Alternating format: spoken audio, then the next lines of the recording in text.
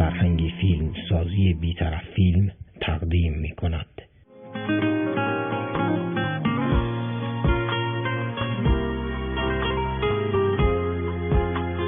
داداشمون جدید وروده، یه جورایی هواشو داشته باشید. تو چی گفتی؟ چی شد داستان این پسر؟ یعنی چی آقا؟ متوجه نمیشم.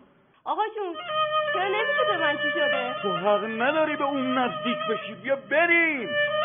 آقا مصطفی اصلا من چی میدونم چی کار داره؟ امشب همه یه جشن اساسی مهمونه. ما خودمون یه عمری سیاه بازیم، وقت اینا اومدن ما رو سیاه کنن. ایوه آدرسی چیزی از شاکیش داری؟ ولی مکه من آزادی اون جوونه. دلتو زده ازش خسته شدی. اینم نظم بود تو کردی آخه. حالا بله آقا، اینا کارشون همینه. نظره مهم نیت قلبی آدم که به خدا نزدیک میشه. باشه من برو بشی سر جات. شبونتو گاز بگیر دختر. ولم کن بابا. خدا انشالله اون وقتی بخیر. چیل زبون شیده برای بینمک. آجا شما ما رو گرفتی ها. نمیدونم چه غلطی کرده که ایدز گرفته با 100 تا مرض دیگه. بابا میمیری میگم به تو.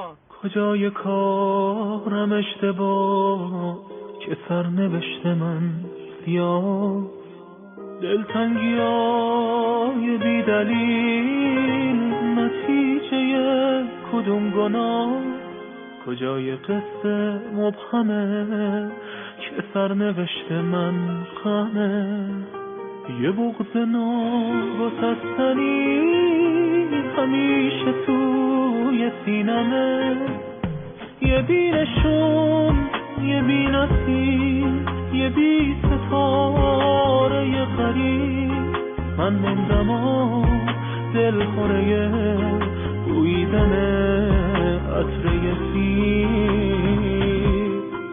من اون شکست پیکرم که سایه ای نیست به سرم، تو بازی سخت خدا چرا همیشه آخرم، یکی جوابم رو بده تا امشب آروم بگیرم، بذار تو این همه غروب پنجره‌ای رو به آفتاب.